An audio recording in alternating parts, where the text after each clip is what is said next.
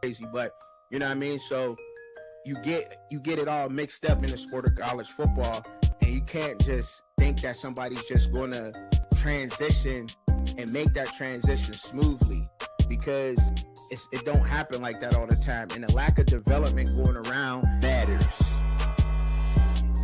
It matters. It just does. It matters. And we'll start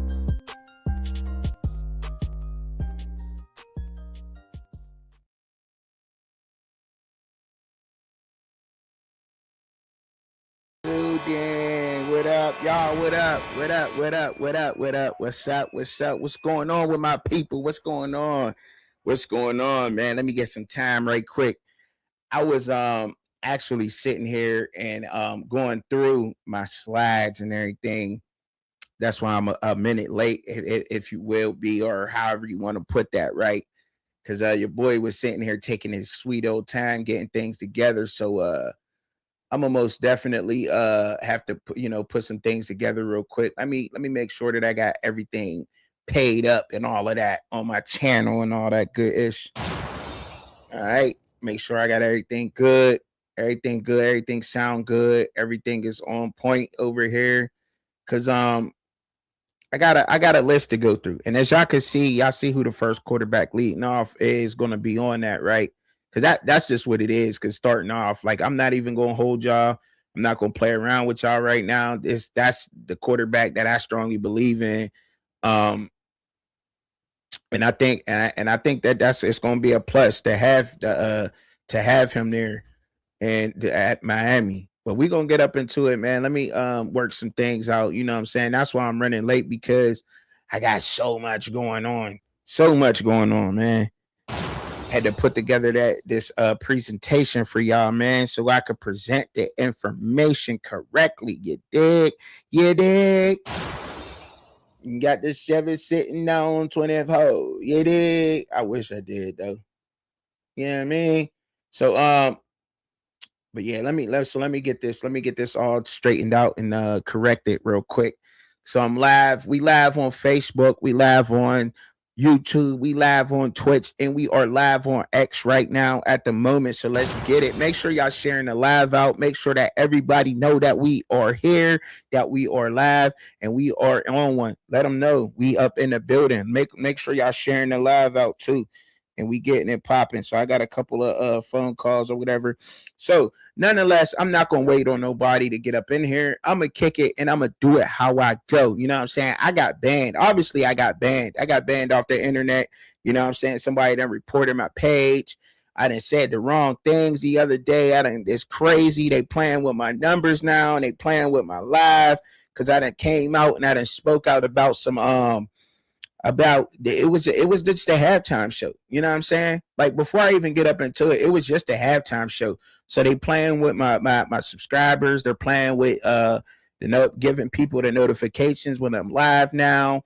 They really trying to ban me. So you know what I mean? The one thing I will ask y'all to do is that when I'm live, yo, and if y'all want me to keep it real, y'all got to make sure that y'all are going to support. Y'all gotta make sure that y'all going to support no matter what. Y'all going to like, y'all going to share the live out and everything, because you know what I'm saying.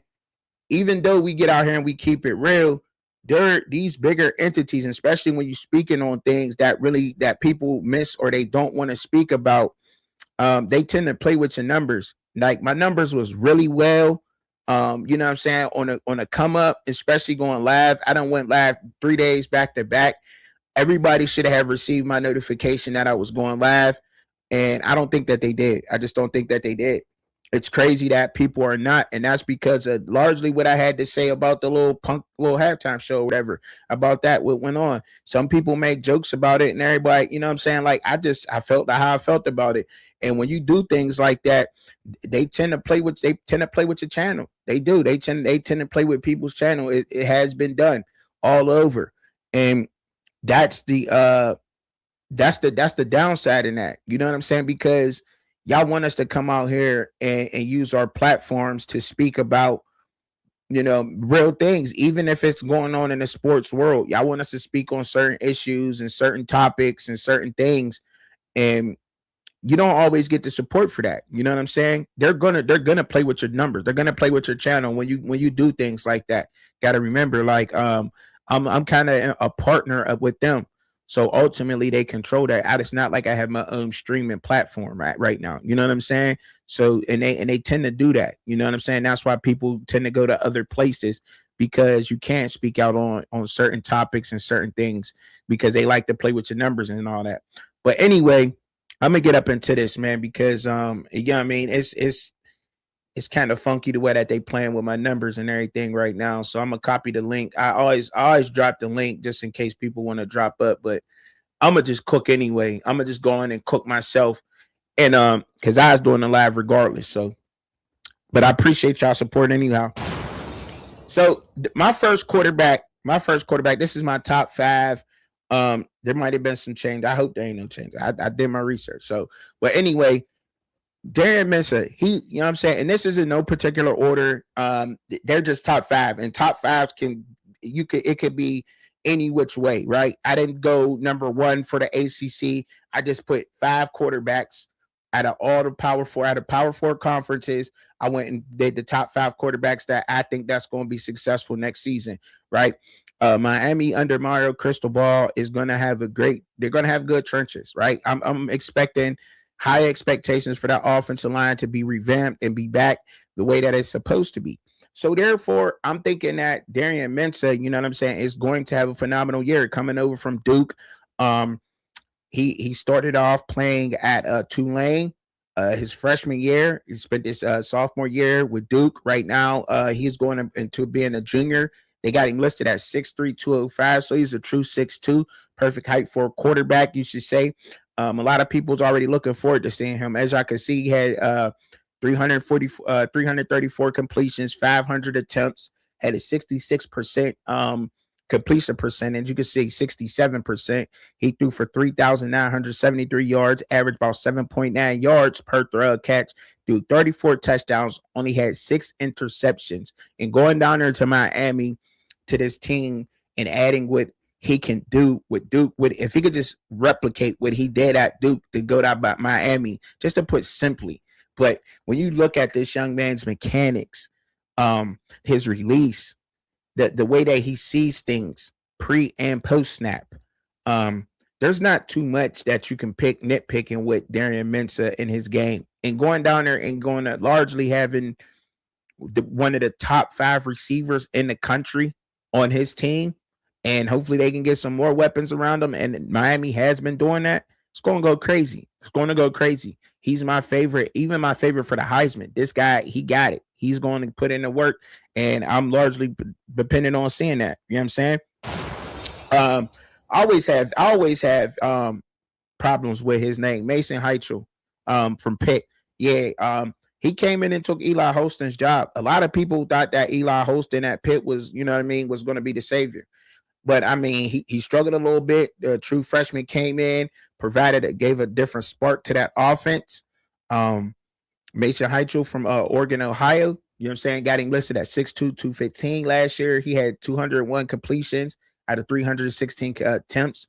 He completed about 64% of his passes. He threw for 2,354 yards, and he ran.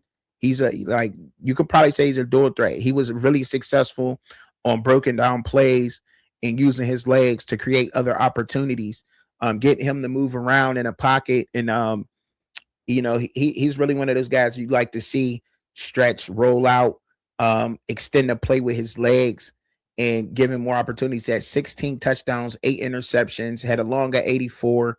And I think that Pitt is back. Pitt is rising up. They went out there. They've gotten a lot of local talent, Pitt did, to place around Mason. They always had some receivers. Hopefully the receivers get on the field, the right ones do, because they always had some guys that I've seen down there. And maybe that wasn't even listed up high on the depth chart, but him leading the charge, Mason Heichel, I'm expecting him to have a great season at Pitt. I think he's going to be one of the better quarterbacks in the ACC. So let's keep an eye out for that, right? And him, Jaren Kai, I can't even pronounce his last name. So Jaren, I don't want to be disrespectful to his heritage. From Cal, right? Tosh Leopold. Lepoy is taking over head coaching responsibilities over there, and I'm expecting that team, that defense, to be on point.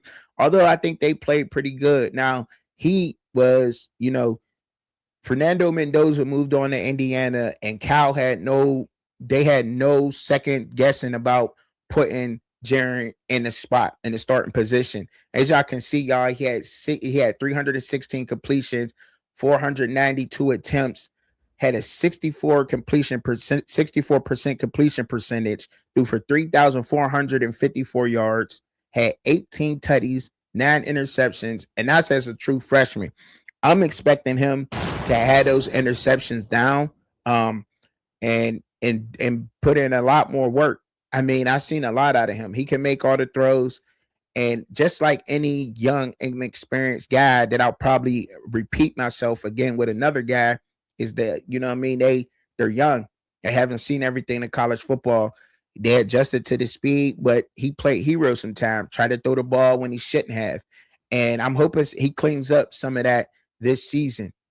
His decision making going down, because he can make all the throws, got a good arm, great head and on his shoulders. And I want to see what's going on. I want to see what's going on with this young man. So I think he's going to bounce back and probably be one of the better ACC quarterbacks in the ACC this year. So let's see what he's going to put up with. All right, see what he does.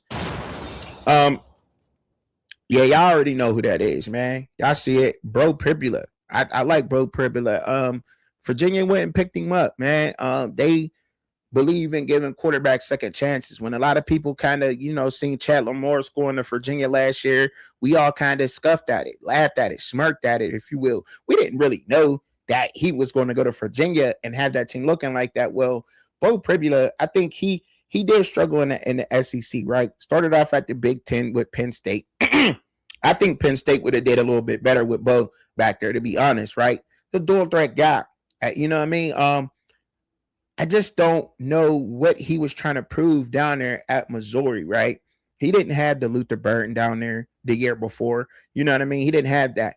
But he struggled a bit with his accuracy. Under pressure, didn't look really good. And at that time, that is the SEC, seemed to be rushed a lot, flustered a lot. So, and that's exactly why I feel like him making a move largely is because of the team he's going to, the Virginia Cavaliers. That's why I think he's going to be a surprise quarterback in the ACC. Beau Pribula is, not just because of how he struggled in the SEC. And I knew this would be one of the more controversial quarterbacks, and people will be like, Beau Pribula going to Virginia, you think he about to put in work? Are you crazy? Yeah, I do. I honestly do that. Think the Beau Pribula is going to go to Virginia. He's going to shock a lot of us. Being in that system up there, you see the way that Chandler Morris ran it last year. Well, Beau Pribula, I think, got more weight. I think he got better wheels. I think he could run better than Chandler Morris.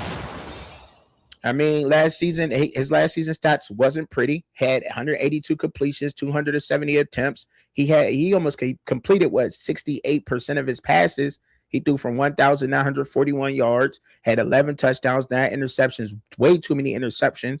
And a lot of that was just trying to make something out of nothing. You know what I mean? Just take what the defense is giving you. Use, you know what I'm saying, taking off late. Like I said, like there was a lot that you could point out his game last year and say he's not going to be good. And that's exactly why I think he's going to go up to Virginia and put in work. All right. I'm going out on a limb for Beau Pribula. I am. I'm going out there. CJ Bailey, man. I think CJ Bailey is going to be one of those guys, dog. Like, he's one of the older quarterbacks now. You know what I'm saying? He's staying put down there at NC State. From what I've seen, he ain't going nowhere. That's huge. To stay where you at, to maintain your school you're at in the same development, in the same system, with the same guys, that means a lot. I that gets overlooked nowadays with all the NIL and the transfer portal. But I think loyalty is something that's rare, right? And he got that. And not only that, I mean, he's been putting up the numbers. Came in as a true freshman, you know what I'm saying, threw for 2,413 yards, had 17 touchdowns, 10 interceptions. Well, he's got better last year. Completed almost 70% of his passes. Almost. It's 69. You know what I'm saying? had 273 completions, 397 attempts, had 3,105 yards. That's just last season. Threw for 20, had 25 tutties, 9 interceptions. Look, the kid is a baller. 6'6", big kid too. 6'6", 220 something. I think that he can actually give Mensa a run for his money. You know what I mean? They ain't dumb. Miami seen that NC State was going to reload. It's just a matter of time to NC State bounces back. This got to be the season that they do it. You know what I mean? Because they're always middle of the pack competitive. But I think they got a chance this year, especially with this young man being the helm. Now, granted, the quarterback ain't the end-all, be-all position, but it's the trenches, right? It's always the trenches. They always got some decent trenches. When you got a young stud, when you have the talent at quarterback that NC State's going to have, he going to have those trenches right. They're going to have those trenches right. They get some of those skill positions right. And I'm looking forward to seeing him having a great season. I am. I'm looking forward to him being one of those guys out there this year. Don't know about y'all, but that's how I am, and that's how I'm putting it, right? So let me move on to the next person. Next guy, SEC. So now we on to the SEC. Crazy. Yeah, I got Aguilar up here, even though he's a super senior or whatever, but he spent time at Appalachian State. So, I mean, I don't want to say that he's bad because, look, his numbers have relatively been the same. Actually gotten a little bit better under Josh Heupel and with Josh Heupel's system at Tennessee. Actually gotten a little bit better. And I think that he'll continue that. He'll be one of the better quarterbacks in the SEC.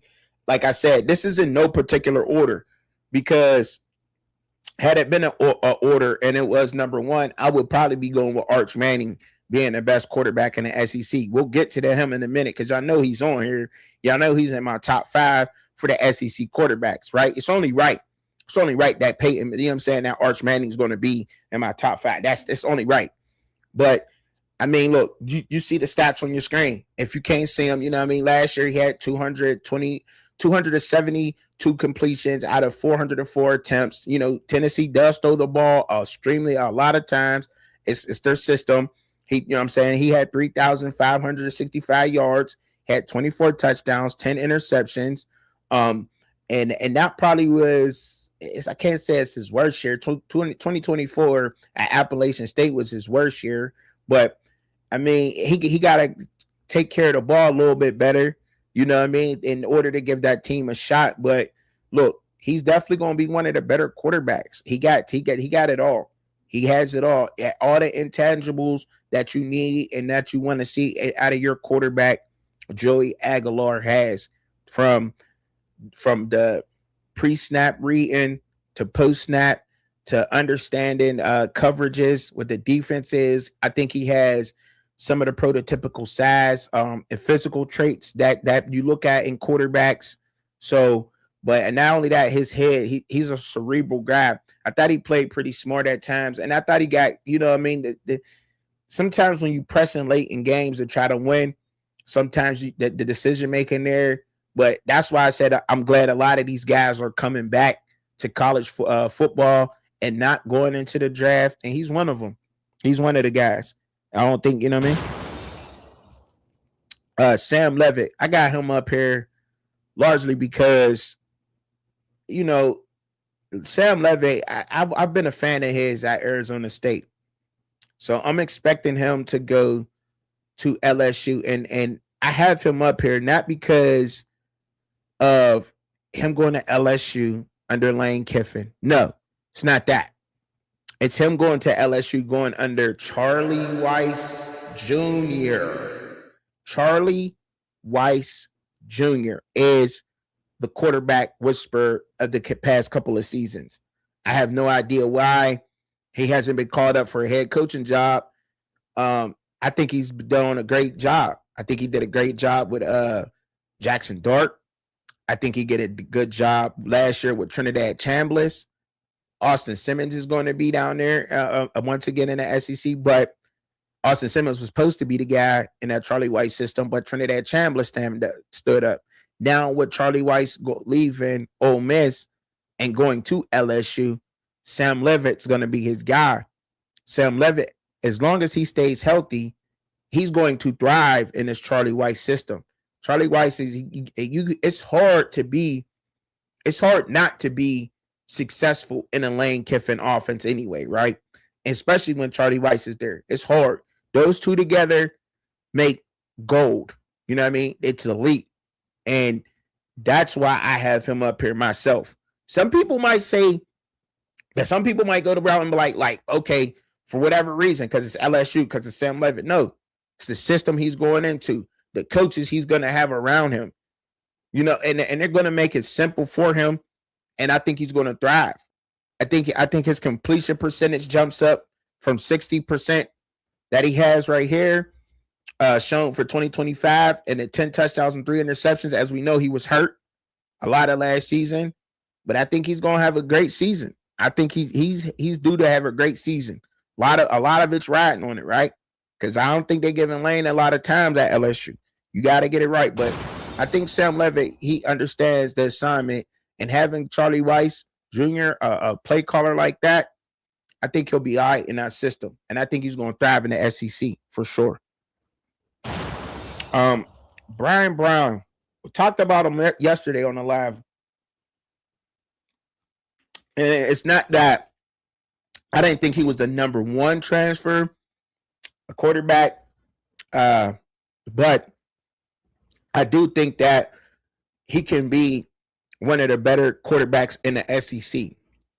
It probably got to be a true 6'2", because they got him listed at 6'3", true 6'2", 231 pounds, built like a running back, right? Got a very strong arm. He has a very strong arm. Didn't throw many interceptions at USF last year. He didn't.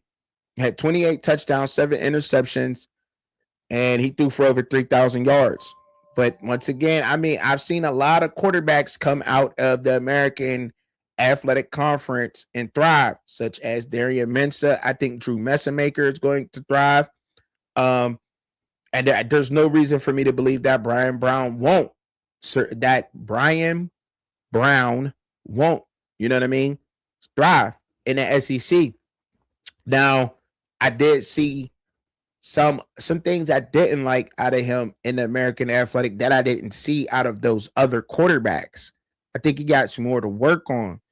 And he just pressed with his, instead of trying to, hopefully he worked on his game. Now, look, his completion percentage was 66% last year. So that's not horrible. It's not horrible, right? But I think a lot of that last year was like the competition that I don't think there was a lot of good corners and safeties. Not a lot. I'm not knocking nobody or saying. I'm just saying I've seen him play.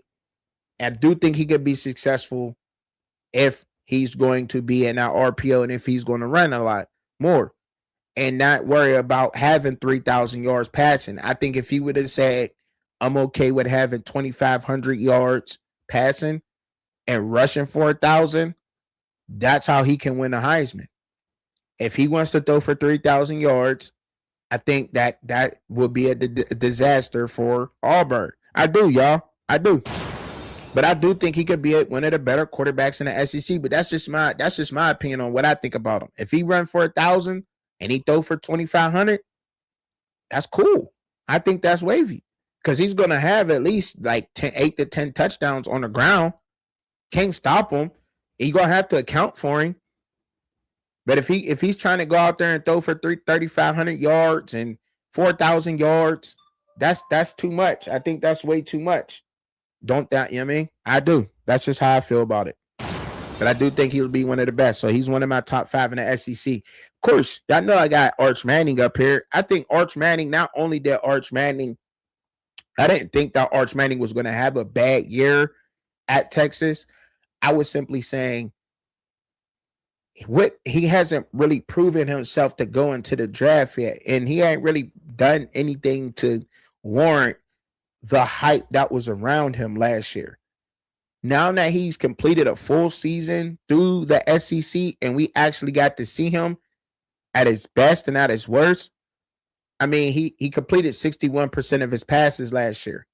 61%. We seen where his troubles was last year. It's no secret. Sometimes Arch struggled under pressure, but he started using his legs more. Looked a little confused. Maybe he was hurt last year. His mechanics was off. You know what I mean? At the beginning of the year, mechanics was off. He started settling in towards the end of the season, got it together. You could tell he was working and constantly working. And when you see a guy like that, it's hard not to give him his props, to say that he worked to get better. And you seen that progression in Arch Manning last year. So, yes, the expectations that are high with him this year, he deserves it. He earned it. He definitely earned it. Yeah. Arch Manning deserves that hype now. He earned it. He put his stamp down. Now he proved a lot of us wrong out here. You know what I mean? And I don't want to say that I was one of the people, because I put the context on that.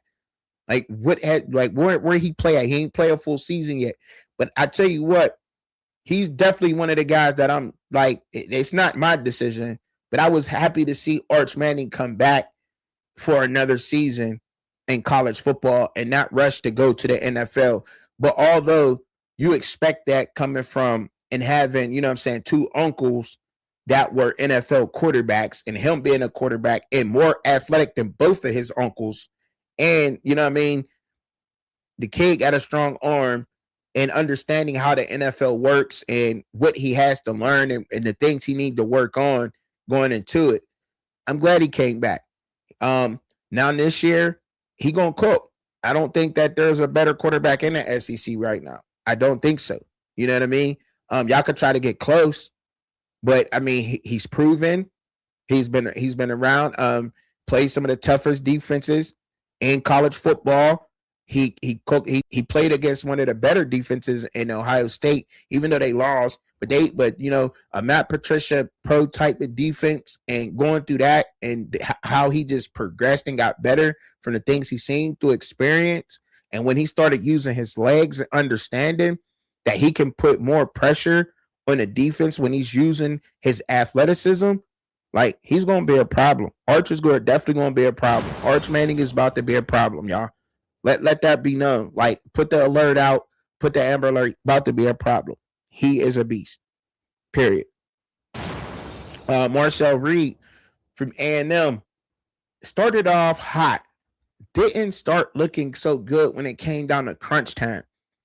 When it came down to those tough games, and his back was against the wall, when the lights got the brightest, you started seeing him fumble, mumble, mechanics off, and that was really with him. So, and he started off well and started degressing through the, you know, when the competition came, because some people might say last year A&M really didn't, you know, they didn't get into the brunt of their schedule till late. And when it came in those games like Texas, he should have been warmed up about time they played Texas, right? And you seen some things in it, but I still do think that Marcel Reed is going to be one of the better quarterbacks in the SEC because of that experience. He had 25 touchdowns, 12 interceptions. Don't think that that's going nowhere. You know what I mean? Got to pick up the completion percentage. Got to.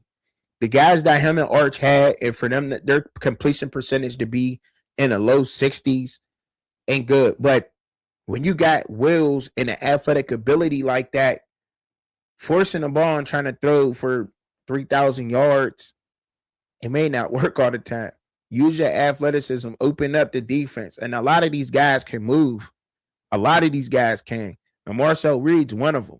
He's the most definitely one of them. Good arm. Post snap, man. Didn't understand shell coverage, man. Killed him last year. A lot of these young quarterbacks, though. And it's just simple, like cover two shell. Killed him. Couldn't read it. Didn't understand the zone. And it didn't understand how to throw into it. You know what I mean? And that's unfortunate. But that goes into a lot of the development that I've always talked about, and I always talk about. I even made it part of the intro of the show because that's how important it is. But I do think that more so Reed's going to be one of the better quarterbacks, and he in my top 5 for the SEC for sure. Oh, my fault, y'all. I went through way too fast. Dang, I zoomed through the zone. My fault, y'all. I ain't mean to do that. I'm professional. Anyway, Messermaker, Drew Messermaker. Yeah, he's on here for sure. Coming from North Texas, played as a true freshman quarterback, man. Ain't, you know what I'm saying? I think he should be listed as a red shirt, but nonetheless, whatever. You see his stats. The kid is a beast. The kid is phenomenal. He is 34 touchdowns, 9 interceptions, had over 4,000 yards at, you know what I'm saying, at there, had a 70% completion percentage. And he threw for that many passing yards. He is most definitely one of the better quarterbacks. He should be one of the better. Some people might have him in the top 10 in the country, and that's warranted to have that. Being at North Texas, the teams that they played, they were not a scrub in the American Athletic Conference. They were to a double-digit win team. They most definitely was. They got him listed at 6'4", 211, which means that he's a true 6'3", for sure. You know what I mean? Or close to. You know what I mean? So he's definitely got the height, the prototypical height for trait-wise. Just there's not much that I can knock with him. Just let's see how he handles going to the Big 12. And some people say the Big 12 is another G6, G5 program conference. I don't like to say that because I think they're getting a lot better, but I've said it before. But I do think that they're getting a lot better talent throughout there, and he gonna have to show up. I just don't want him to go down there, you know what I'm saying, to Oklahoma State and to feel the pressure of making this team a overnight playoff team. You know what I mean? Like, he has the talent to do it, but he also got time. You know what I mean? They had him listed as a freshman going into his sophomore season. Still got 2 more years of college football, you know, to make things right. You know what I'm saying? Go down there, get a feel for it, and then cook next year. But he's most definitely going to be one of the better quarterbacks in the Big 12. That's why he's in my top 5, right? Another one that's in my top 5 is DJ Lagway. DJ Lagway didn't have the best year at Florida last year. High expectations in the SEC. Had 16 touchdowns, 14 interceptions, threw 5 of those in one game. Really, really struggled. He really struggled, but we all know his upside and what DJ Lagway could be. Now, me having him as one of my top 5 in the Big 12 is simply because he's going to Baylor under Dave Aranda, defensive-minded coach. They like to run the ball. They like to pass it around. But he's always loved Baylor. He's been a Baylor fan. He's from Texas. Being at home for him might be just what he needs to go back home to really, you know what I'm saying, feel his roots, understand why he loves the game, why he fell in love with the game, reset his mind, and get back right and start being one of the better quarterbacks in the country like everybody thought he would. But don't live up to everybody's expectations, to live up to his. You know what I'm saying? And to do what he loved to do. And he's there now.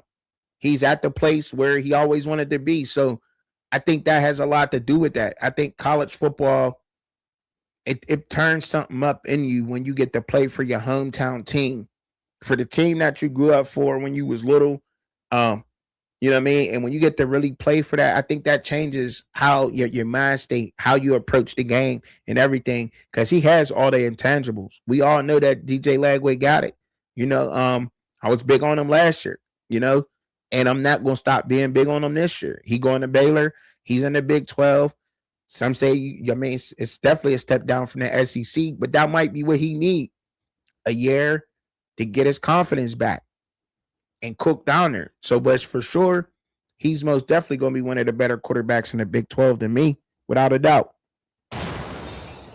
Noah Fafita. I always like Noah Fafita, man. I like Noah Fafita. A lot of people, what's up, bro? What's up? I couldn't even see you motivated. You said a lot of different quarterbacks about to shine this fall. That Auburn coach bought his QB and other players too. Yeah, you think so? I couldn't even see the screen because I just got back up on it. But I like DJ Noah Fafita. I do. I like Fafita. I like he's always proven himself no matter what. Completion percentage, his best year was 2023. He's mature, he's older, he's one of the older quarterbacks in college football. And he got a cannon. Yeah, he's short, but he can make every throw.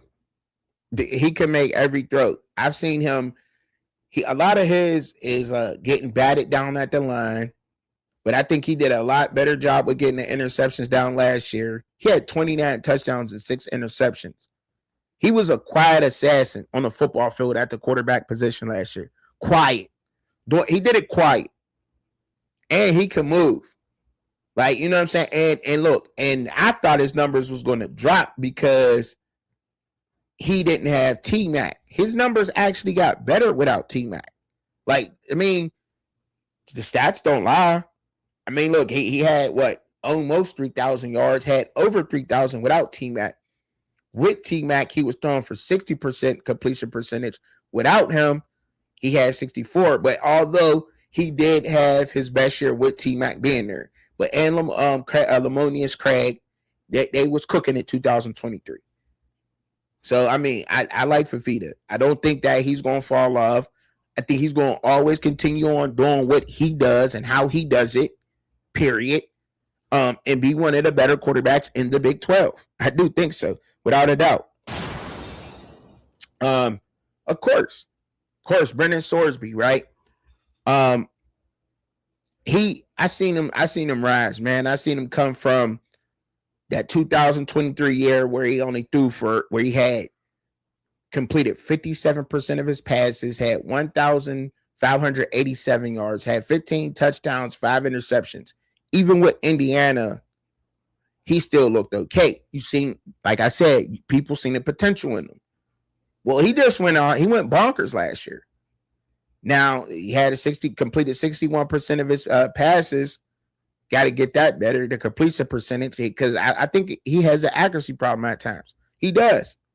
I mean, and the completion percentage sometimes that says that, but no, watching him on film, it does.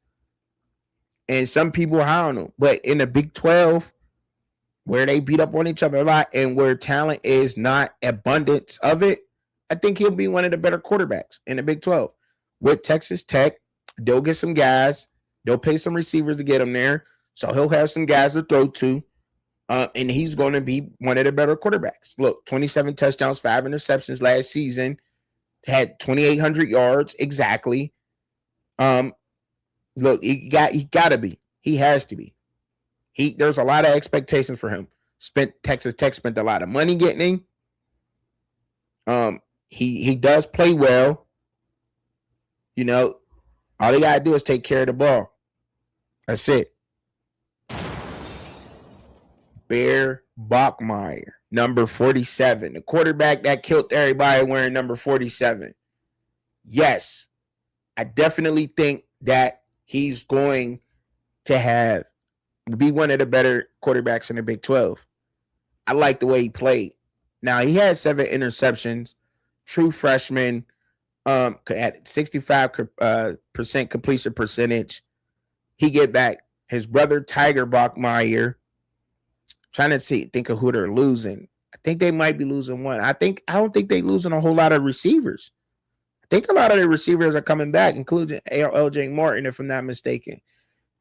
The number 11 was killing him. But I know his brother Tiger Bachmeier should be starting this year. You know, he got a connection with him. And the way he played last year was great. Nobody expected a true freshman quarterback to play the way he played. I mean, look, they got him listed at 6'2", 220 pounds. I think he's every bit of that for sure. Looks like it. He might be heavier than 220 because he ran hard. He was a big guy quarterback. But being under head coach Kalani Sitake, there's no way that he's not going to continue on being one of the better quarterbacks in the Big 12. No way. He's in my top 5. Moving on to the Big Ten. Excuse me. Before I move on to the Big Ten, let me take a sip of my drink real quick. Yeah, I think SC about to bounce back. Jaden Mavia, I think he had a good year last year. You know what I mean? He threw for 3,711 yards, had 24 touchdowns, 10 interceptions, completed about 66% of his passes. They got him listed 6'4", 230 pounds, can move. Veteran guy going to his senior season. What did I see in Mavia last year, man? I mean, even under pressure, he showed toughness. Didn't really get flustered at too many times. You just got to move him off his spot, his timing. He needs to work on his timing a little bit. I think Malachi Lemon helped out a lot with him. Understanding when to just take off on him. Like I wish he would just. There was times where I watched some of these SC games, and I'm like, man, just take off. Just take off on him, like, you know what I mean? But he keeps his eyes downfield when he's moving, when he's mobile, when he's stepping up in the pocket. There's a lot to like about Jaden Mavia. Started off at UNLV. I think that SC is going to be a good team next year. I think they continue to be good and get better. I think SC gets even better next year, especially not just because of him or largely what they did in the trenches. You know what I'm saying? Moving off in this off season with the guys they got coming up, the production they got coming back in those areas in the trenches. But Mavia is going to help that. Being a senior, when there's some older quarterbacks in the Big Ten, they're definitely going to have a great year. Lincoln Riley got to. It's time. You got all the pieces. They ain't no excuse. But he's definitely one of the better in my top 5 in the Big Ten. Mavia for sure. Dante Moore, of course he is, man. Of course he's gonna be in my top 5 in the Big Ten. Probably in everybody's. He should be. Now, I did see some things late in the season with him where I was like, I didn't understand how he wasn't completing a lot of his passes. So there was things he had to work on, right? And his decision making, his timing, mechanics. And he understood that. That's why he didn't go into the draft this year. And I'm glad he didn't. That was a smart move by Dante Moore to come back to college and to play another year to work on those little things that he needed to work on. I didn't think that a lot of guys should have stayed. You know what I mean? I'm not hearing about Lenore Sellers coming out this year. I'm glad he decided to stay. Guys, they were already putting him in the draft, but a lot of these guys should have stayed in college. And I'm glad that he did. Dante Moore, great decision, but without a doubt, going to be one of the better quarterbacks in the Big Ten. Now, it's going to shock a lot of people because I'll talk about that in a minute here. But for sure, we already know Damon Williams, Desmond Williams. He had to be shorter guy, 5'11", 190 pounds, probably a little bit shorter than that. You know what I mean? But light, quickening, fast, can make all the throws. Can make all the throws, man. Dual threat quarterback, had 8 interceptions, 25 touchdowns. It helps to have Denzel Boston. Yes, it does. But the guy, his accuracy is there. His accuracy is there. Completion percentage was there. And I know a lot of it had a lot with the dink and dunk, but ain't that what the game is? You know what I'm saying? He hit people downfield. He had a long of 78 too. You know what I mean? Like, he can throw the ball and he can play the quarterback position. And now he has the experience going into his junior season. Going to be one of the better quarterbacks in the Big Ten for sure. Rocco Beck, I think is like he got all the experience going into. You could say he's going into his 5th year. Experienced quarterback, 5th year senior or whatever you want to call him, or you just say he's going to his senior season, however you want to put that. But going to Penn State under Matt Campbell, I think. I'm gonna say it like this: I think he's probably gonna be one of the better quarterbacks that Penn State has seen in these past couple of years. Okay, in at least the last four. You know what I mean? I think Rocco Beck can go have a breakout season. Has to. You know what I mean? His completion percentage ain't never really been that high, but the physical nature of the way that Matt Campbell, his philosophy of running the ball and it being the Big Ten, I think Rocco Beck can work some magic. He always looked decent versus Iowa. He didn't look bad, and that's like what I'm kind of going off of is when he played Iowa. What did he look like in those games? And I think he's gonna have to show up. You know what I mean? Like that every week now.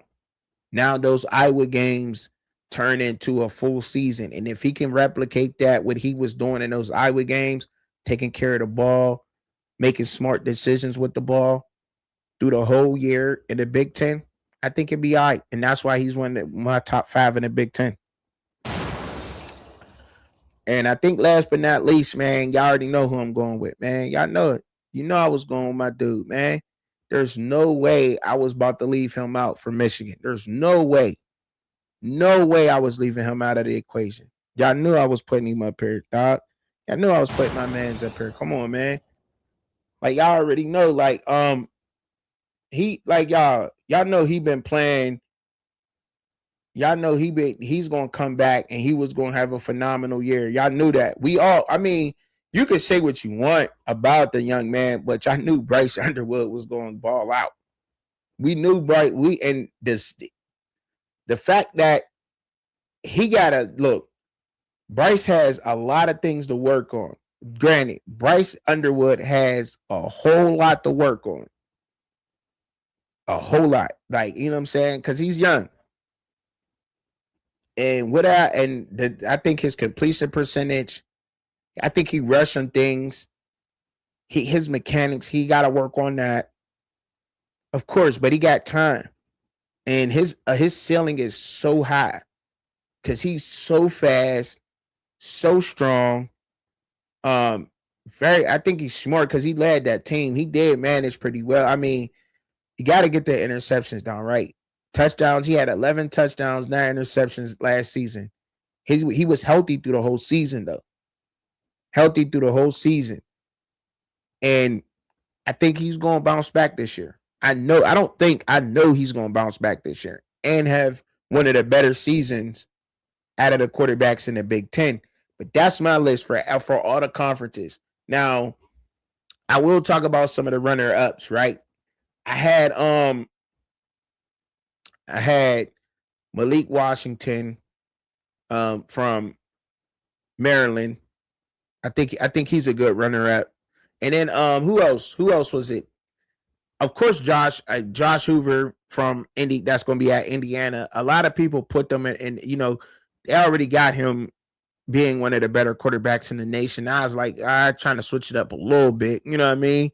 And be original. Because Hoover he can play, and I do think that he'll do good under Curt Cignetti in that system. But we'll see what happens with that. We'll see what happens. I was surprised. I might have thought that he might have Indiana probably wanted to go over to somebody else, but they must see something in him. I don't think that he was Fernando Mendoza. I really like Fernando Mendoza when I saw him at Cal. Not to say that Josh Hoover is not good at TCU, but also seen some flaws. But maybe cursing that he's going to fix that because he is a great coach. He is a straight up G, and he do know how to coach the position. Some other guys like I think I said Malik Washington. I talked about Julian Sand. He's another one of those guys that I could have put up here in the list for sure. But that the expectations for what he's going to do at Ohio State is set in stone. Like he's going to have a bounce back season, a great season, no doubt. I don't really think that I had to put that in the list, right? I think I wanted to try to, mix it up a little bit. You know what I mean? I didn't think I really had to put Julian Sand in the list and say that he's going to be one of the better quarterbacks in the Big Ten. He had a great year last year, no doubt. You know what I'm saying? He's going to have one of the better years. Who else could have been a runner-up? I'm thinking. I ain't really see too many in the ACC. The ACC was very inconsistent with me. So I didn't see a lot of guys in the ACC that I thought was going to have one of those type of years. The Big 12, I think the Big 12 was pretty set. I couldn't remember if Connor Wegman was coming out this year or not, but he could be a runner up. Connor Wegman could have been Devin Dampier. Not sure what he's going to do at Utah. If he's going to stay at Utah, if he was going to Michigan. So, you know what I mean? That's like, I didn't really know too much. I like what's his move going to be. But Devin Dampier, I think he could have easily been a runner up, and him, he could have been in a conversation for the quarterback in the top 5 per se. You know what I'm saying? As far as the Big Ten goes, I talked about the Big Ten already, but yeah, that's what I thought about those conferences. So, you know what I mean? I wanted to come out here and get y'all that preset information, man. What's going on with y'all though? What's up, Motivated? What's going on with y'all, man? What's going on with my peoples, man? You know, coming out here streaming, man. You know, I had to bring it to y'all, bro. Had to get up out here real quick. You know, continue making my content. Could have just made a video, you know what I'm saying? Just open up the floor for y'all to come up or whatever. And do it like that. Give y'all something to talk about. But yeah, because for sure, I would like to know a lot of y'all top 5s. You said so. Sayin is essentially number 1 in the Big Ten. I mean, you could possibly. I mean, if that's how you want to put it, I ain't gonna argue that. I ain't gonna argue that he's not. You know what I'm saying? I'm not gonna argue that he's not the essentially number 1 in the Big Ten. I mean, he's gonna have a great year. You know what I'm saying? Period. I couldn't even put him in a runner-up conversation. I just, you know, sometimes when I do my list, I try to think outside the box too, and look at quarterbacks and try to put a spotlight on some of the guys that might not be mentioned every day. But Julian saying, like, everybody knows that he's going to be a good quarterback in the Big Ten. Everybody knows that. Ohio State's quarterback going to be fired. Period. You know what I'm saying? And then he had a great year last year. Great completion percentage. Like, I mean, statistically, Julian saying there, like, that's hard to argue that. Because statistically, any quarterback coming back into the Big Ten, he would be the best. You could make an argument that, I mean, if you was arguing statistics with somebody, you probably could Dante Moore, but he didn't look that good in the stretch of the season, and neither did Julian Sam. But Julian Sam a little bit younger, so I mean, you kind of expected that out of both of those guys, but I mean, out of Julian Sam more than Dante Moore, you know. It's going up, but it's not about what the quarterback position is. I just like to do the quarterback position, but it's really the trenches. It's really the trenches too. So some people on here too, you know what I mean, that made my list. I think is a lot of it got to do with them in the trenches, because what the trenches is holding. And I do think that I like what I'm seeing out of Michigan. I seen some of their guys working out. I think their trenches going to bounce back. They was young. They're a young team. They're going to be a problem. They're going to be a problem in the college football for the next couple of years. They're probably going to want Bryce Underwood to get out of college, to go to the NFL his junior season, because Michigan's going to be good. They're going to be real good, yo. Especially, I'm excited to see what I'm excited to see Whittingham putting together. I want to see what he's really putting together up there in Michigan. If he can replicate what he did at Utah, at Michigan, with the talent that he's going to get to Michigan, wow. It's gonna be a fun year in the Big Ten. It's gonna be fun. It's gonna be physical. Then they're gonna be a problem. They're gonna be hard to stop. They're going to be hard to stop. They always get it. They always get some good tight end play at Michigan. Always. They always got some good defense, some trenches, which he loves to have, and which he's always good at getting. Now he's just gonna be getting those guys who come in ready and bigger and better. You know, So that I know they're gonna be a problem. They are. They're gonna be wow. I could keep talking about it. I really can because they're gonna be that good. I think so. I really think so. I think they're gonna start running college football here in a minute. Looking at I like, you know what I mean? I like Texas and Michigan to make a deep run in the playoffs early on, just for me to say two teams that'd be in the final four in college football. If I had to choose two right now off the top, I would say Michigan and Texas. Straight up. Off the muscle. They're gonna be tough to beat. They're gonna be tough to beat for sure. And they went out. I seen somebody that made a coaching change too. Let me look it up. I gotta look it up because they just had made a coaching change. Somebody had went through and made a coaching change, and I'm like, hold up, like that was crazy. It was a strong move too. I'm trying to think of who it was because I think they went out and got I saved it too. Was it Brian Daboll? No, it wasn't Brian Daboll going down there. Brett Bielema. That's what it was. That's what it was. Brett Bielema went out and got he hired Montana's head coach, Bobby Hauck, as his new defensive coordinator. Yeah, Montana Grizzlies. I told y'all we was gonna start seeing that more often. I told y'all. Like I kept repeating that, and I'll repeat again. I was telling everybody about that. Like they're going to go down to this FCS group of 6, group of 5 level to go get coaches. They're going to do that. Like if you're smart, that's where you're going to go because they know how to win. And if you look at Montana's roster, I think they're in the Big Sky, right? The Big Sky Conference in the FCS. And you look at, because I just did a show like a couple weeks back ago. They had, excuse me, how many FBS players were on each roster in the FCS in the Big Sky, and he had like they had one of the least. Who had the most was Brendan Marion, the offensive coordinator at Colorado right now. When he was at Sacramento State, he had by far the most FBS talent. The most. He had like 36 players from Division I FBS. Montana didn't have a lot, but that defense was the best in the Big Sky. And that's what they're going to go do. They're going to go grab those coaches because they know how to coach with less and make more. So imagine what Illinois. So I definitely want to see what Illinois' defense is about to look like.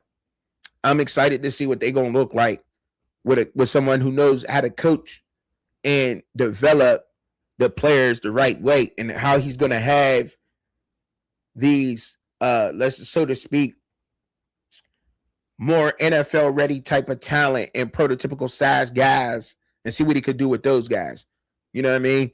Because I mean, and that's another thing. Like to speak on that real quick, I didn't understand why everybody's so big on Marion, man. Like I get it. Like dude, he gonna bring a new spark or whatever, but he had a lot of D1 talent and couldn't win the Big Sky hands down.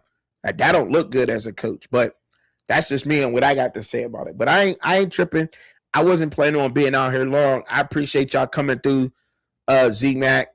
You know what I'm saying? I appreciate you, motivated, dedicated. Appreciate everybody else that did come through, didn't stick around. It's all good though. Just wanted to pop out, you know what I'm saying? Give y'all something. See what everybody was out there around doing. Appreciate y'all, man, tuning in and keeping it real all the time. You feel me? So, yeah, I always tell y'all, pray for yourself, pray for each other, pray for me. I'm always praying for y'all, man. Stay in my comments. Peace.